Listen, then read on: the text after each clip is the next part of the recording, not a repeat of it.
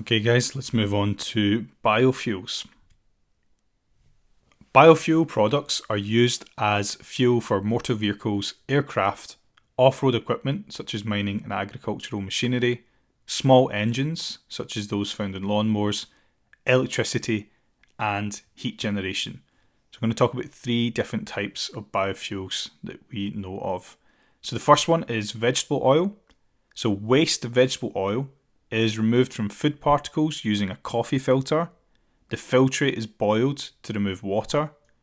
Vegetable oil is tri-rated to determine the amount of lye required.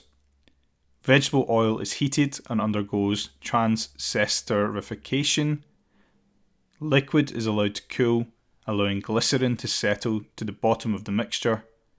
Glycerin is separated from the liquid by draining, and the liquid extracted equals biofuel.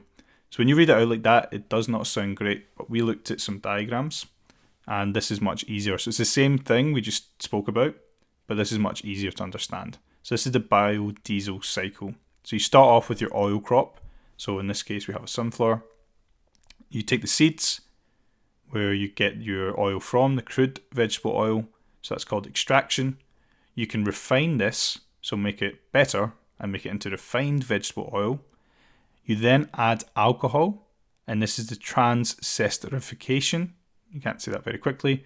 Transesterification is when alcohol is added to the vegetable oil, and that, once the glycerol is removed, can be used as biodiesel. And the glycerol that is removed can be used for other industries as well. So it's not a waste product. It is a waste product in terms of biodiesel, but it can be used and sold for money. You can then use that in the vehicles, and there may be being a bit presumptuous here, but the CO2 released by those vehicles technically would get used again by plants, but most of it goes into the atmosphere. But anyway, it goes into the plants and the cycle repeats itself. Okay, so this is the basic diagram for the production of biodiesel using vegetable oil.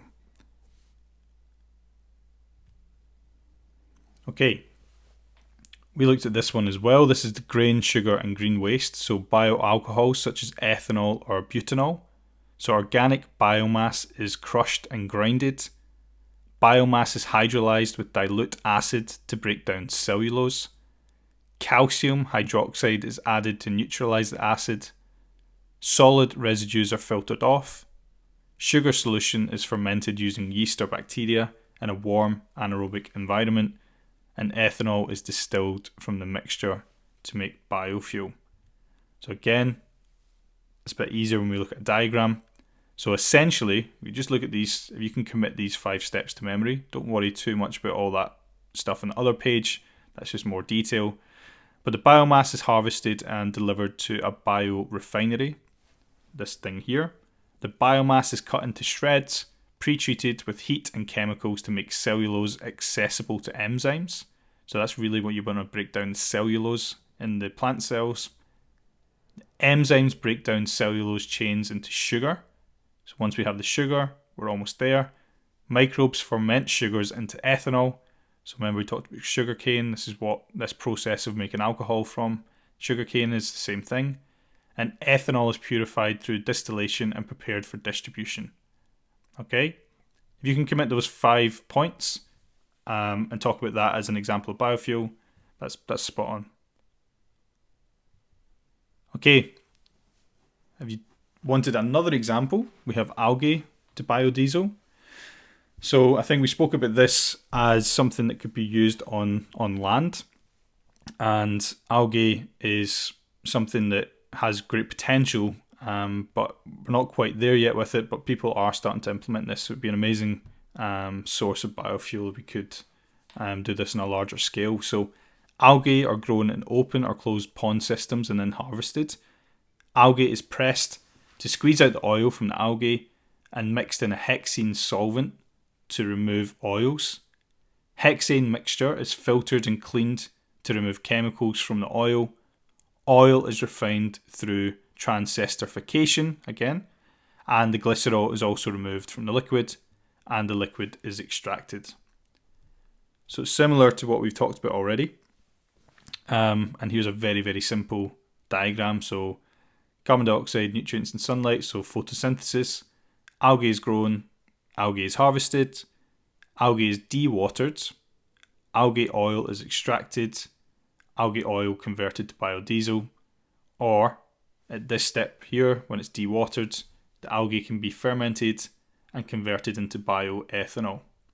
So very simple, but important to know some of these steps as well. If you can recite one of these or all three as examples, that's awesome. You're giving yourself more chance. But if you commit at least one of these, we looked at the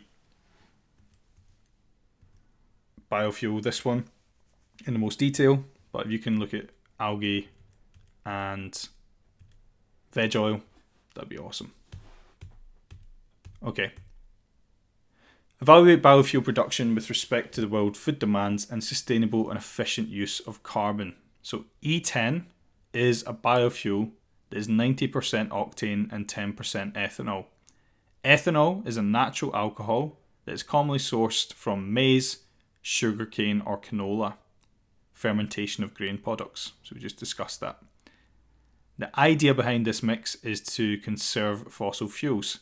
This is an attractive option for consumers as the awareness of the need for sustainability increases because it saves fossil fuels and therefore reduces greenhouse gases and the fuel companies who reap the profit. However, this does not take into account the energy and petrol required to produce and plant materials in the first place. Biofuel production generates rural jobs and expands marketing options for farmers, increasing the demand and sale price of grain crops for ethanol production. Conversely, increasing ethanol production means reduced food production as arable land becomes devoted to ethanol plantations, which equal the heightened concern for the world food shortage. The world's population is increasing exponentially and there are only so many farms. So we discussed the ethics of this as well, about growing cash crops instead of food crops. Increased crop production also means increased depletion of the soil's limited phosphorus reserves, which equals a future rise in the cost of inputs to meet production output and reduced food crop production output. So essentially, if you're growing up a bunch of cash crops for biofuel, it's taking nutrients out of the soil, and you're doing that every year like it would with any crop. Therefore, in the future, those areas are going to need to be replenished with things like phosphorus, which is going to cost money. In summary, the production of biofuels results in short-term financial gain for farmers, but is likely to result in long-term unsustainability and financial loss. So this is a bit of a tricky one. It's quite subjective. Obviously, we have this issue with fossil fuels and the greenhouse gases.